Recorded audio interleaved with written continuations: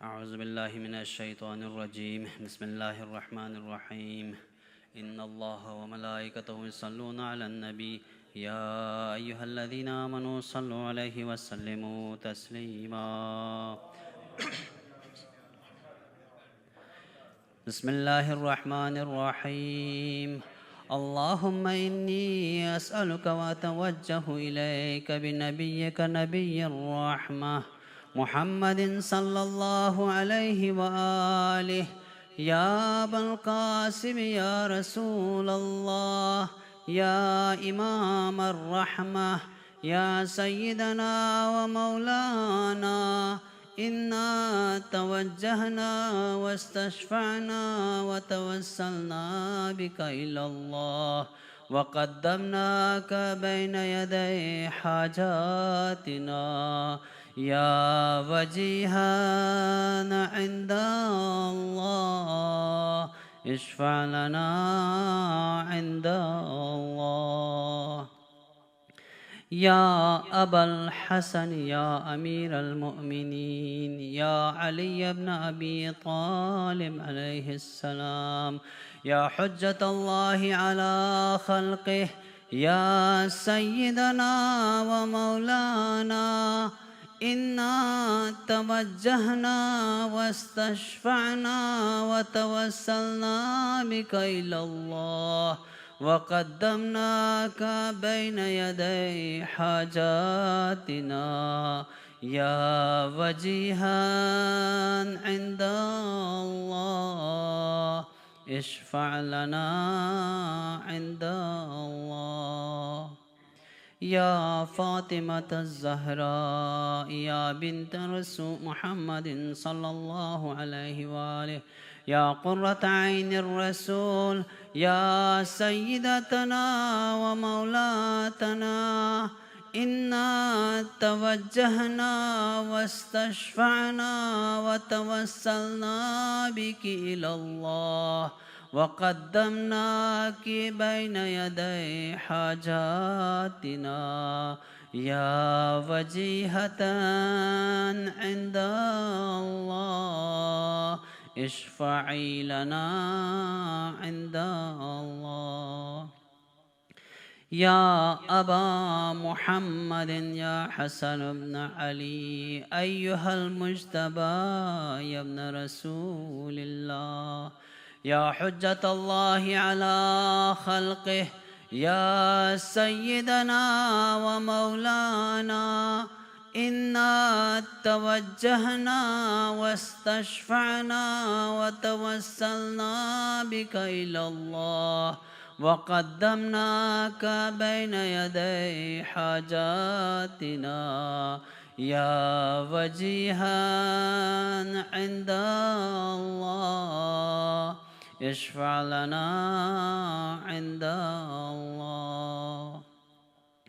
يا أبا عبد الله يا حسين بن علي أيها الشهيد يا ابن رسول الله يا حجة الله على خلقه يا سيدنا ومولانا إنا توجهنا واستشفعنا وتوسلنا بك إلى الله وقدمناك بين يدي حاجاتنا يا وجيها عند الله اشفع لنا عند الله.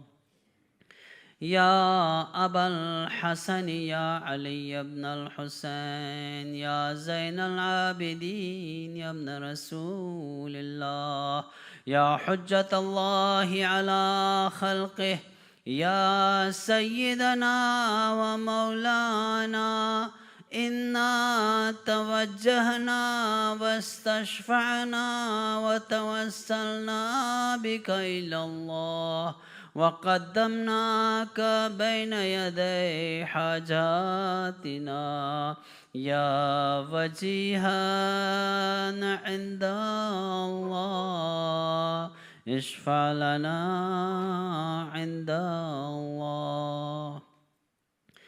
يا أبا جعفر يا محمد بن علي أيها الباقر يا ابن رسول الله يا حجة الله على خلقه يا سيدنا ومولانا إنا توجهنا واستشفعنا وتوسلنا بك إلى الله وقدمناك بين يدي حاجاتنا يا وجيها عند الله اشفع لنا عند الله يا أبا عبد الله يا جعفر بن محمد أيها الصادق يا ابن رسول الله يا حجة الله على خلقه يا سيدنا ومولانا إنا توجهنا واستشفعنا وتوسلنا بك إلى الله وقدمناك بين يدي حاجاتنا يا وجيها عند الله اشفع لنا عند الله يا أبا الحسن يا موسى بن جعفر أيها الكاظم يا ابن رسول الله يا حجة الله على خلقه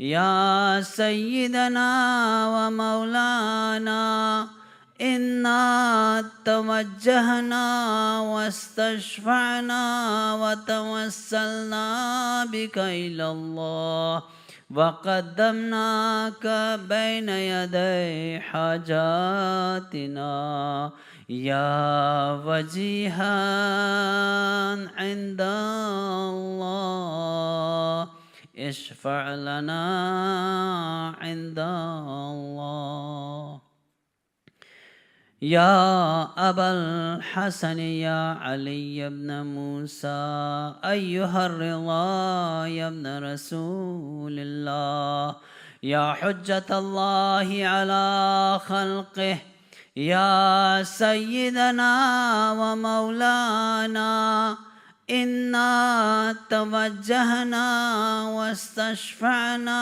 وتوسلنا بك إلى الله وقدمناك بين يدي حاجاتنا يا وجيها عند الله اشفع لنا عند الله يا أبا جعفر يا محمد بن علي أيها التقي الجواد يا ابن رسول الله يا حجة الله على خلقه يا سيدنا ومولانا إنا توجهنا واستشفعنا وتوسلنا بك إلى الله وقدمناك بين يدي حاجاتنا يا وجيها عند الله اشفع لنا عند الله يا أبا الحسن يا علي بن محمد أيها الهادي النقي يا ابن رسول الله يا حجة الله على خلقه يا سيدنا ومولانا إنا توجهنا واستشفعنا وتوسلنا بك إلى الله وقدمناك بين يدي حاجاتنا يا وجيها عند الله اشفع لنا عند الله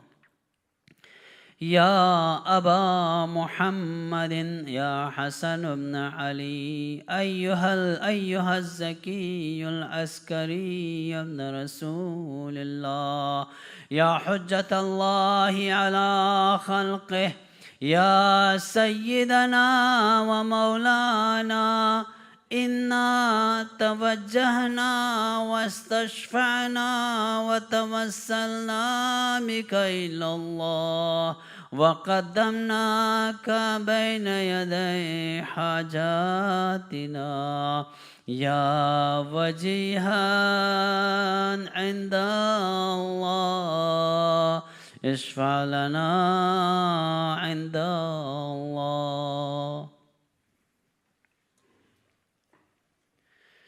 يا وصي الحسن والخلف الحجة أيها القائم المنتظر المهدي يا ابن رسول الله يا حجة الله على خلقه يا سيدنا ومولانا إنا توجهنا واستشفعنا وتوسلنا بك إلى الله وقدمناك بين يدي حاجاتنا يا وجيها عند الله اشفع لنا عند الله يا وجيها عند الله اشفع لنا عند الله حاجات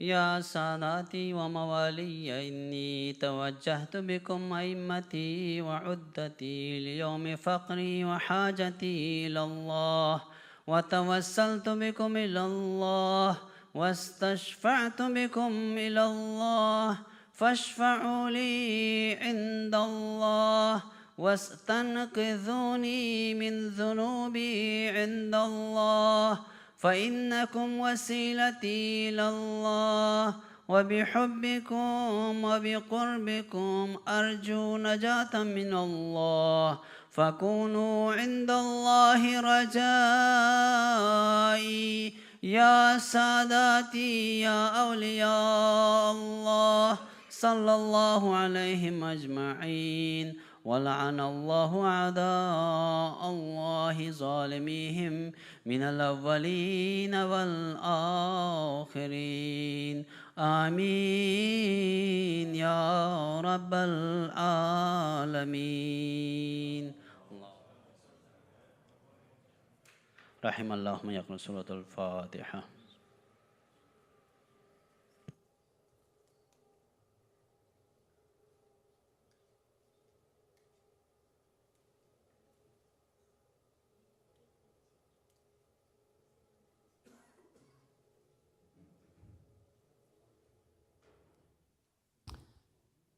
أعوذ بالله من الشيطان الرجيم بسم الله الرحمن الرحيم الحمد لله رب العالمين والصلاة والسلام على أشرف الأنبياء والمرسلين خاتم النبيين بالقاسم محمد اللهم صل على محمد وأهل بيته الطيبين الطاهرين المعصومين الذين أذهب الله عنهم الرجس وطهرهم تطهيرا اللهم صل. أما بعد فقد قال الله تبارك وتعالى وقوله الحق وهو أصدق القائلين بسم الله الرحمن الرحيم لقد كان لكم في رسول الله أسوة حسنة لمن كان يرجو الله واليوم الآخر وذكر الله كثيرا صلوات على محمد وآل محمد اللهم صل. Assalamu alaikum wa rahmatullahi wa barakatuhu. Inshallah, within 20 minutes, I'll just present a little bit in regards to the ayat that I recited for you from Surah Ahzab 21. But before that, just a quick announcement that inshallah tonight at around 10:15 p.m. Salat-e-Ayat will become wajib, and the time will remain until 12 something midnight. So you want to get it done by 10:15 and then go to sleep. So 10:15 is when the time for the partial moon lunar eclipse will begin. So therefore, namaz-e-ayat is going to be wajib tonight. Very quickly, tonight being Tuesday night, we recited Dua Tawassul. We ask Allah subhanahu wa ta'ala to fulfill the hajat of mu'mineen and mu'minat with the tawassul of Ahlul Bayt alayhi salatu wasalam that was done, those who are present over here, and all of our viewers and listeners who are following us online. This ayat says, لَقَدْ كَانَ لَكُمْ فِي رَسُولِ اللَّهِ أُسْوَةٌ حَسَنَةٌ. Indeed, this week, entire week, from 12th of Rabiul Awwal till the 17th of Rabiul Awwal, in many Muslim countries such as Iran, it is declared to be the Hafta-e Wahdat. Hafta-e Wahdat, because brothers of Ahl Sunnah, they celebrate the birth of our Prophet on 12th of Rabiul Awwal. We celebrate it on the 17th of Rabiul Awwal. So the entire week is considered to be Hafta-e Wahdat, the week of unity, so that we are at least united with our Prophet. Indeed, the Messenger of God is certainly a good example for those of you who have faith and those of you who have hope in Allah subhanahu wa ta'ala and in the day of judgment, and who remember Allah often. See how Allah subhanahu wa ta'ala directs our direction by saying that لَقَدْ كَانَ لَكُمْ فِي رَسُولِ اللَّهِ, that indeed, regardless of what aspect of your life that you look at, you can find the perfect role model to be in the life of Rasulullah. Therefore, you need to study the life of Rasulullah. Extensive Sirat and the books of Sirat have been written in regards to the life of Rasulullah. If there's anyone for whom so much stuff or written stuff is mawjood, is about our Prophet. Whether in Urdu or English or Arabic or Persian or any other language for that matter, you'd find the Sirat of Rasulullah is present. From the time that he's born, even before the time of his birth, the history of his forefathers until his birth, and then his childhood, up until his adolescence, and then the age of 40 when he receives the first revelation and he begins the propagation of Islam, of course, until the time of his wafat. All of that has been documented, and therefore every aspect of the Sirat of Rasulullah is mawjood in the books, and you can definitely follow him as your role model. 4 things I'll mention tonight in 10-15 minutes that I have. Number 1, according to Quran, and all the discussion will be according to the ayat of Quran. Number 1, what was Prophet's duty? Number 2, how did Prophet deal with his duty? Number 3, what was people's duty? And number 4, how did people deal with him? You get it? So Prophet's duty, how he dealt with it, people's duty toward him, and how they dealt with it. So it covers both ends. You and I have certain things and duties toward our Prophet. Have we been able to do so? Because this Quran, this book, is not something of the past, something which was there for the previous generation, has nothing to do with us. No. Today even we have a duty toward our Prophet, and let's see if we are fulfilling that or not. So I'll run by you many ayat of Quran quickly, just so that I can translate and give you the message with it as well. There won't be time to explain, of course, every single one of these verses, but many of them you've already heard, so you'll know what to do with it. Number 1, Prophet's duty. First and foremost, Allah subhanahu wa ta'ala says, وَمَا نُرْسِلُ الْمُرْسَلِينَ. This is in general all the mursaleen, not just our Prophet. إِلَّا مُبَشِّرِينَ وَمُنذِرِينَ.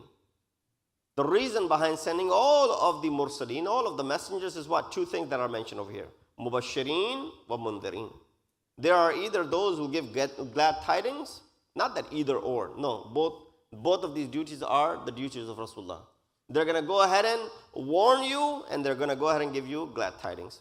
These are the primary duties of Rasulullah. Now, of course, what glad tidings they provide, that's a separate story. What things they are going to warn you with, that's a separate story. Good things, glad tidings is if you believe in Allah, if you believe in His wahdaniyat, if you believe in me as His messenger, then glad tidings is you will be the recipient of Jannat that Allah has created, with all the attributes of Jannat that are mentioned. Mundirin, there are also those who warn people. What are they warning us with? Warning us that if you don't listen to my commands, if you disobey me and Allah subhanahu wa ta'ala, Jahannam is prepared for you. And the adhab of Jahannam is mentioned extensively. Number 2, عَلَى الرُّسُلِ إِلَّا الْبَلَاغُ الْمُبِينَ. This is again regarding all the Rusul, all the messengers, not just specifically our Prophet. That upon the Rusul and the messengers is except to go ahead and clearly present the case. Balagul Mubin. Openly mubin, openly, do the tabligh, propagate openly. Therefore, they're not going to be cutting corners. They're not going to be beating around the bush. They're going to give you every single thing openly without any hesitation. Now, when someone like me is invited to speak at certain places, we keep in mind the crowd, and we're going to be a little bit politically correct. We're going to try and beat around the bush so that we don't offend this or that, and so on and so forth. Well, we're going to be like that. We're going to be political. But that's not what the Prophet is supposed to do. إِلَّا الْبَلَاغُ الْمُبِينَ. Prophet is supposed to explain everything openly without any ambiguity whatsoever. But Allah subhanahu wa ta'ala tells him, Lasta alayhim bimusaytir. One of the duties of the Prophet is that you're not going to control them.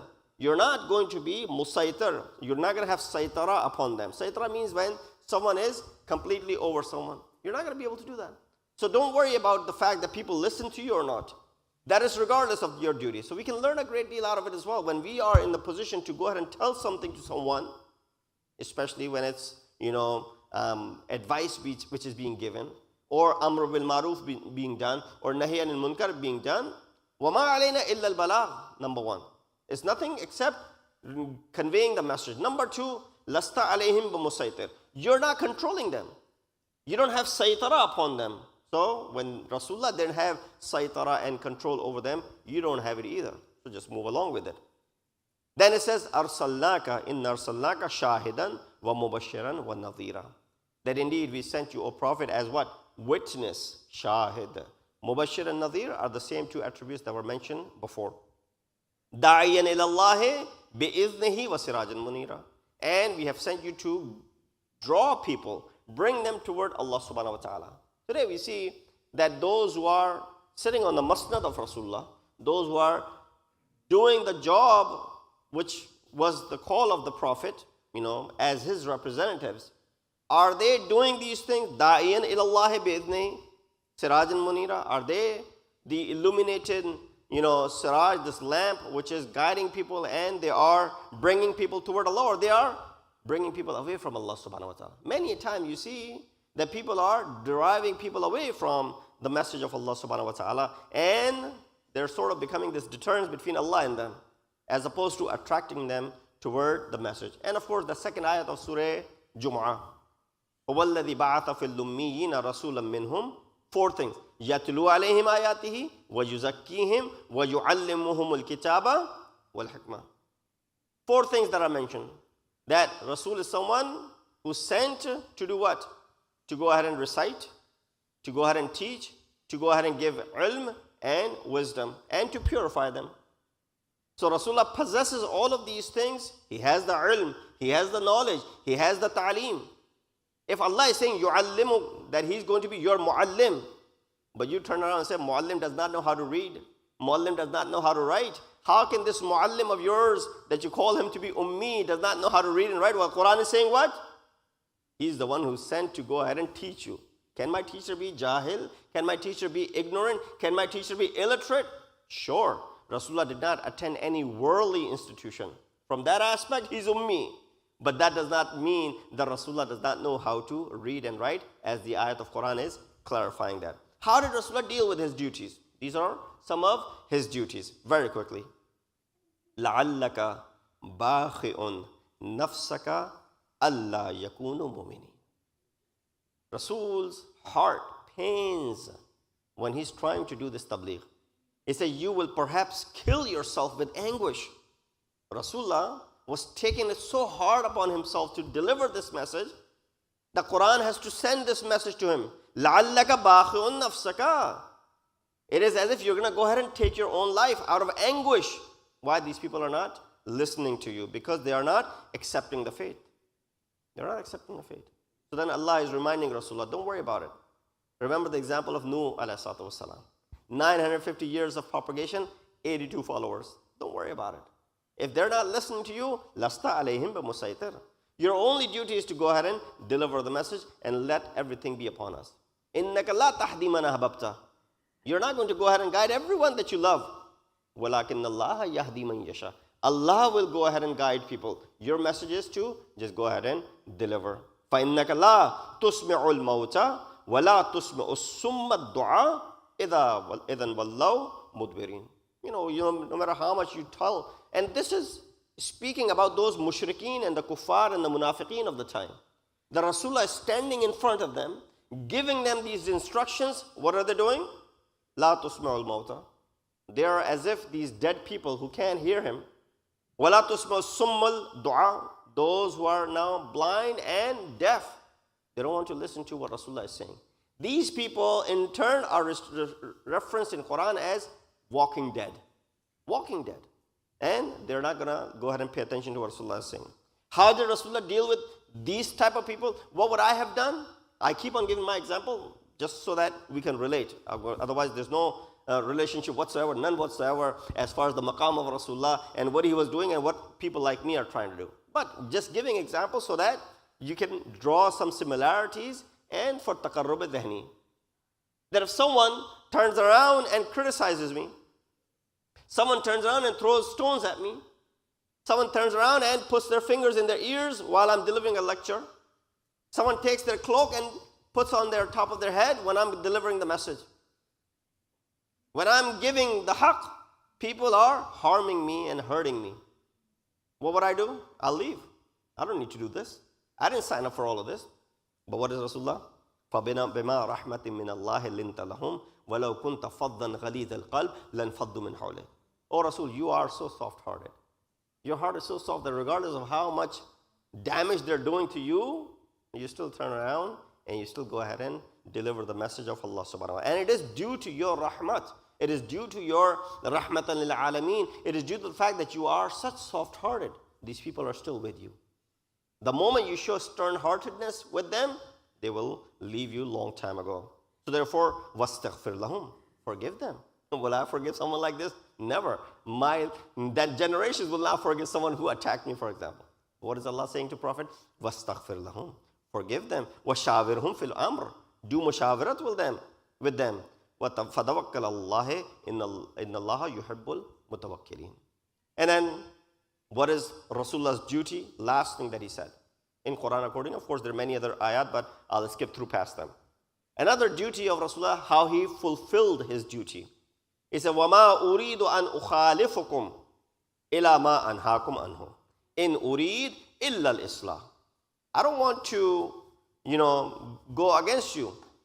And I don't want to go against that which I am telling you forbidden for you. For example, I stand here and tell everyone that, drinking chai is haram, and then I'm sipping chai myself.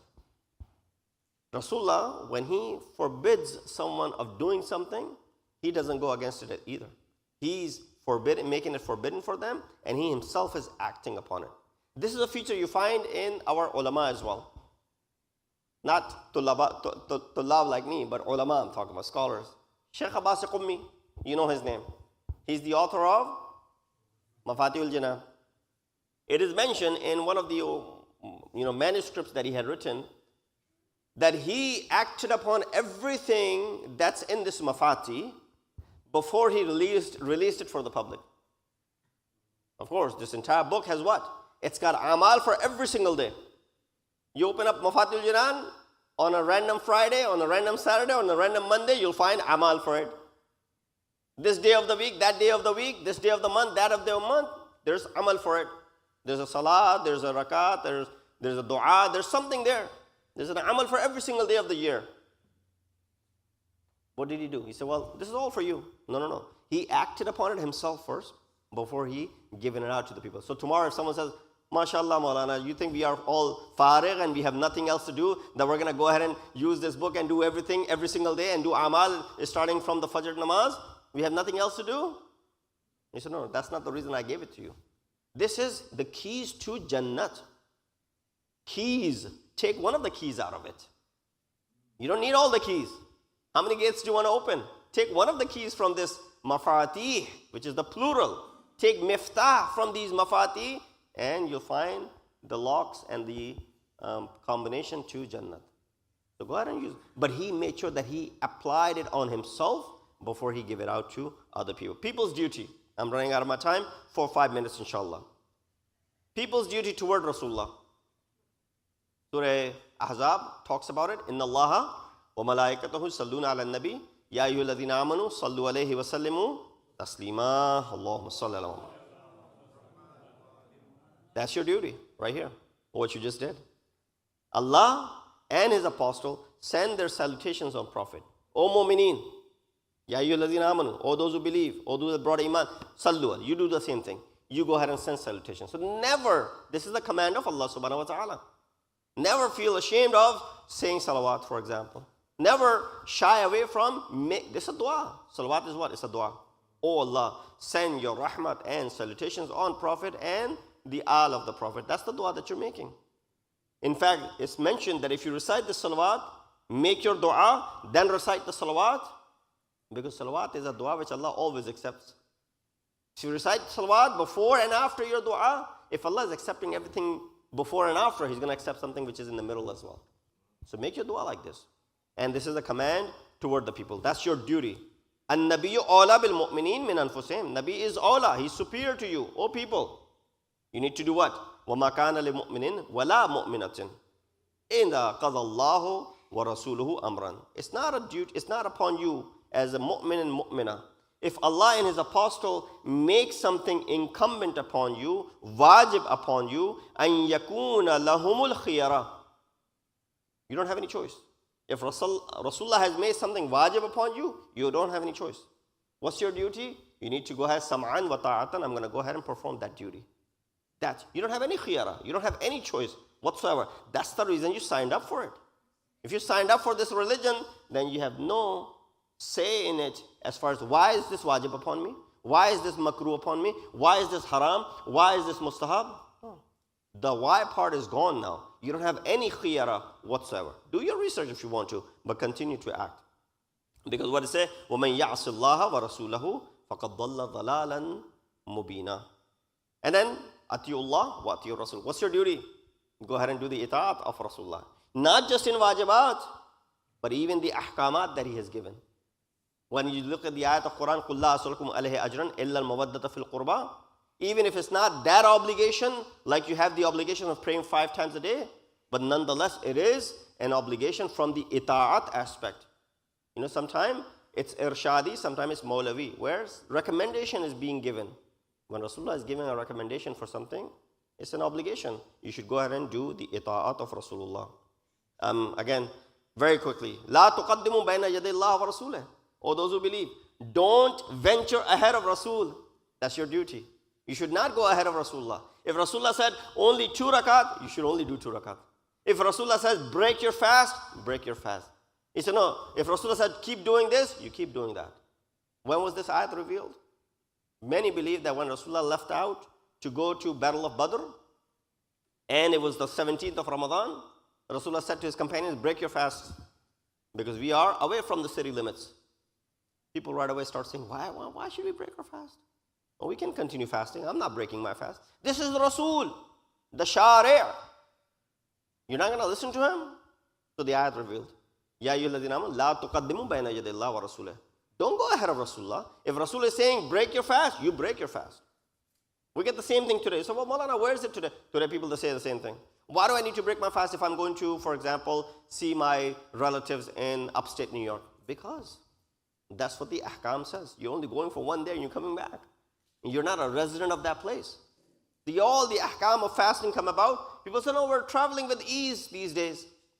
We are traveling, even if we're going to West Coast, 6 hours flight. I can keep the fast. No, you can't. It's not about the hurdle and the difficulty of it. Because the person who goes to New York every day for work, they have to fast. They have to pray full. That's not about distance or harm being harm for you. It's about ita'at of Rasulullah. Ita'at is there, you go ahead and do it. If he says don't, you don't do it. What is your duty? La tarfa'u asfatakum fawqa sawti nabi. Don't raise your voice over the voice of Rasulullah. Again, there are examples of that, but I don't have time to get in the detail as to someone might say, how are we raising our voice over Rasulullah's voice today when he's not alive? There's a discussion in the book Shifa by Qadi Ayyad. He writes that Mansur Dawaniqi walked into Masjid-e-Nabawi. And if you've been to Masjid-e-Nabawi, when you go to Masjid-e-Nabawi, if the Qibla is straight in this direction, Rasulullah's grave is on your left-hand side, right? So if you're praying like this, if you're praying like this in Masjid-e-Nabawi, Left-hand side is where the grave of Rasulullah, the mimbar and the grave and all that stuff. And then that's where you exit out to go towards Jannatul Baqi. It's always been like that. So when Mansur Dawaniqi entered, Imam Malik is there. He entered and he started, out loud started making dua. And so Imam Malik turns to him and says, Ya Amirul Mu'mineen, La tarfa'u aswatakum fawqa sawtin Nabi. Have you not heard the ayat of Quran which says, don't raise your voice over the voice of Rasulullah?